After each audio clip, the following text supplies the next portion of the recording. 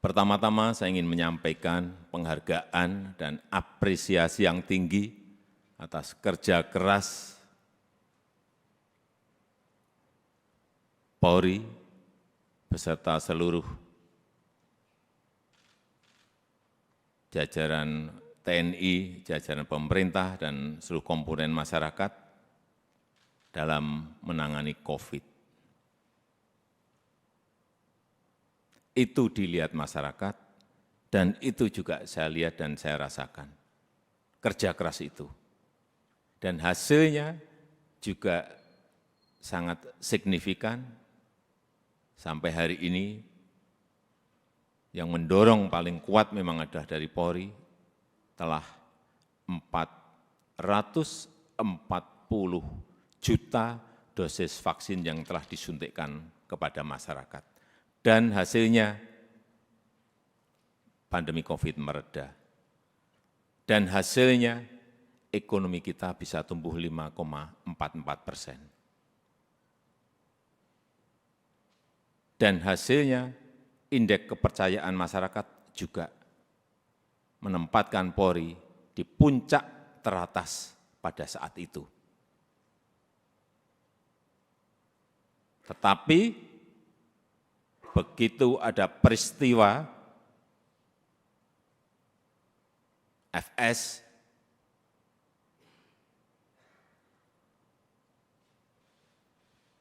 runyam semuanya dan jatuh ke angka yang paling rendah. Dulu dibandingkan institusi-institusi penegak hukum yang lain tertinggi, sekarang saudara-saudara harus tahu menjadi terendah. Ini yang harus dikembalikan lagi dengan kerja keras saudara-saudara sekalian. Di November itu masih 80,2, sangat tinggi sekali, bukan tinggi, sangat tinggi sekali. Sekarang kemarin Agustus berada di 54, jatuh, drop sangat rendah sekali. Itulah pekerjaan berat yang saudara-saudara harus kerjakan untuk mengembalikan kepercayaan masyarakat kepada Polri. Di tengah situasi yang juga tidak mendukung saat ini. Kita tahu semua negara sedang sulit, dunia sedang sulit, kita ini menahkodai negara ini juga menghadapi gelombang dan badai dari ekonomi global yang tidak gampang.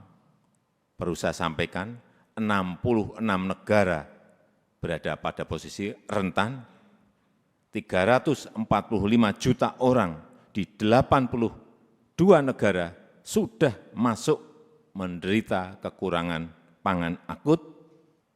Ini yang semua Kapolda, Kapolres, pejabat utama Polri harus tahu. Keadaan situasi seperti ini harus ngerti, sehingga punya sense of crisis yang sama. Hati-hati dengan ini. Hati-hati. Oleh sebab itu saya ingatkan masalah gaya hidup, lifestyle. Jangan sampai dalam situasi yang sulit, ada letupan-letupan sosial karena adanya kecemburuan sosial ekonomi. Kecemburuan sosial ekonomi, hati-hati.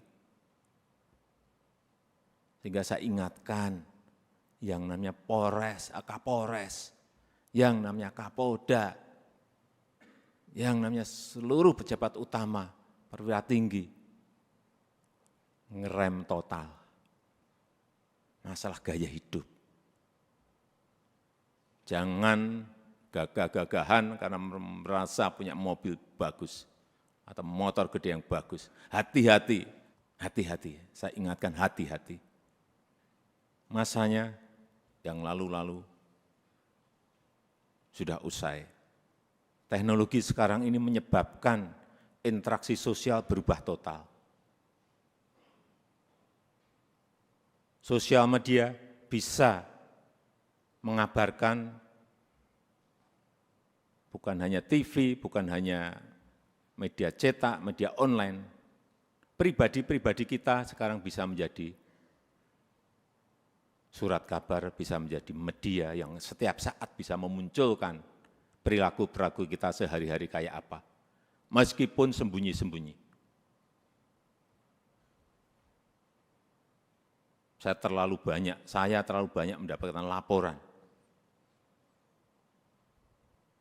Sehingga kembali lagi, gaya hidup, urusan kecil-kecil, tetapi itu bisa mengganggu kepercayaan terhadap Polri. Urusan mobil, urusan motor gede, urusan yang remeh-temeh aja. Sepatunya apa, bajunya apa, dilihat masyarakat sekarang ini. Itu yang kita harus mengerti dalam situasi dunia yang penuh dengan keterbukaan. Dan keluhan masyarakat terhadap anggota Polri kita, ini tugas saudara-saudara semuanya. Jadi keluhan masyarakat terhadap Polri 29,7% itu ini sebuah persepsi karena pungli. Tolong ini anggota-anggota semuanya diredam untuk ini. Sewenang-wenang, tolong ini juga diredam pada anggota-anggota. Pendekatan-pendekatan yang represif, jauhi. Mencari-cari kesalahan, nomor yang ketiga 19,2%. Dan yang keempat, hidup mewah yang tadi sudah saya sampaikan.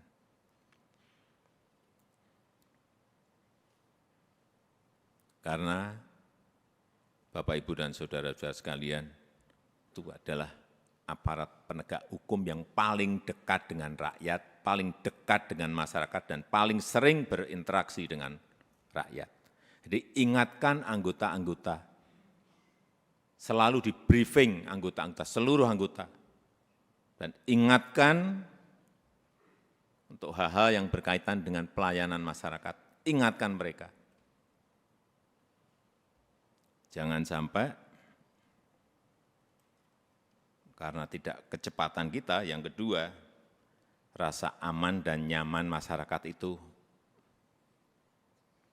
ini masalah persepsi loh. Rasa aman dan nyaman masyarakat itu menjadi terkurangi atau hilang. Karena apapun, Polri adalah pengayom masyarakat. Hal-hal yang kecil-kecil, tolong betul-betul dilayani betul.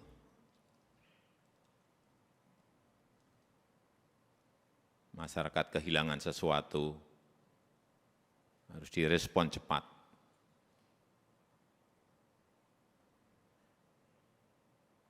Sehingga rasa terayomi dan rasa aman itu menjadi ada. Yang ketiga, yang berkaitan dengan soliditas. Jangan sampai ini, hati-hati, ini sudah masuk tahun politik. Karena pemilu sudah berjalan tahapan pemilu sudah berjalan sejak Juni yang lalu. Harus ditunjukkan soliditas di internal Polri dulu. Rampung, kemudian soliditas Polri dan TNI, itu yang akan mengurangi tensi politik ke depan. Soliditas. Harus ada kepekaan. Posisi politik ini seperti apa sih? Karena saudara-saudara adalah pimpinan-pimpinan tertinggi di wilayah masing-masing.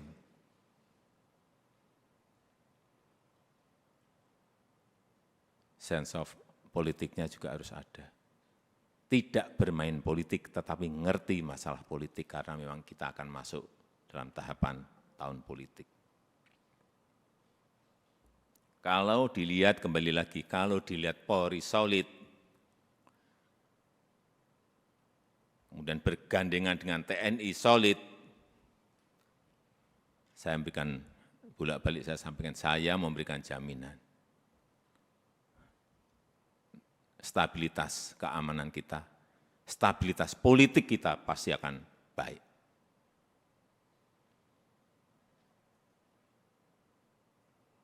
Enggak ada yang berani coba-coba.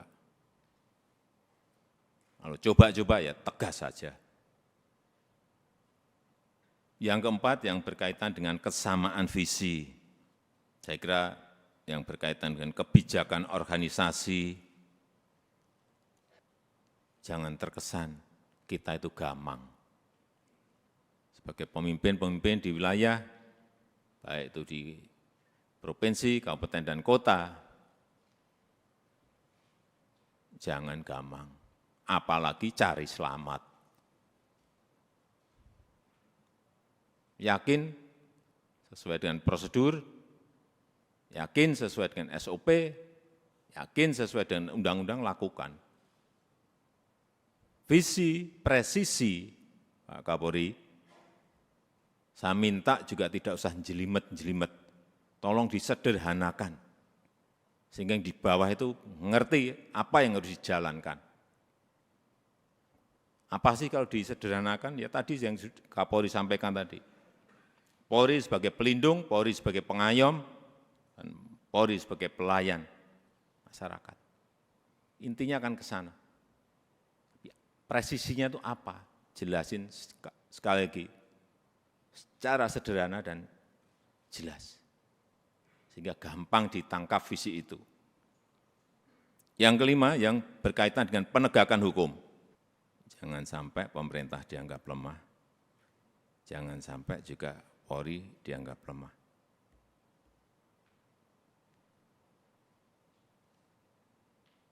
Saya sudah perintahkan kepada Kapolri saat itu urusan judi online, bersihkan. Ya udah.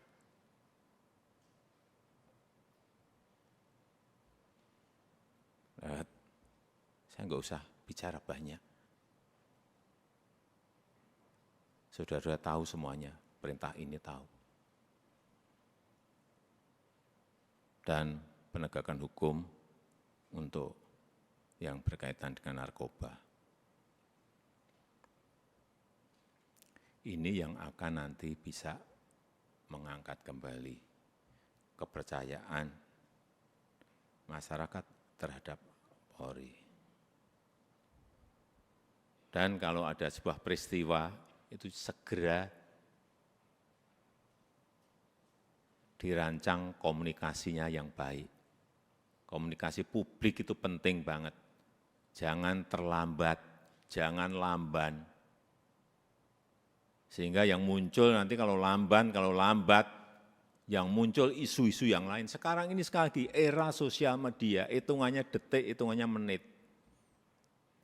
Sudah bukan hari lagi.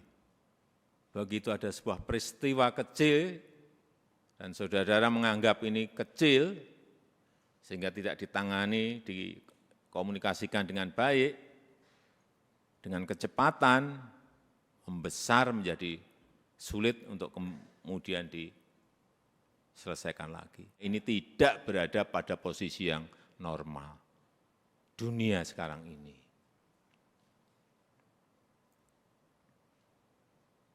Sehingga gampang sensitif dan gampang tersulut.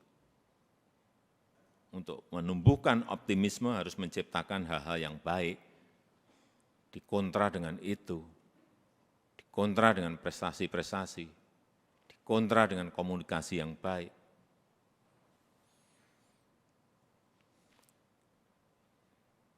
Saya rasa itu yang ingin saya sampaikan dalam kesempatan yang baik ini. Sekali lagi, saya sangat menghargai kerja keras saudara-saudara sekalian dalam penanganan COVID yang lalu, dan kita harapkan dengan kekompakan, dengan kesolidan di Polri, di internal Polri, kemudian bergandengan dengan TNI, saya percaya apa yang tadi saya sampaikan bisa kita lakukan dengan baik. Saya tutup pertemuan pada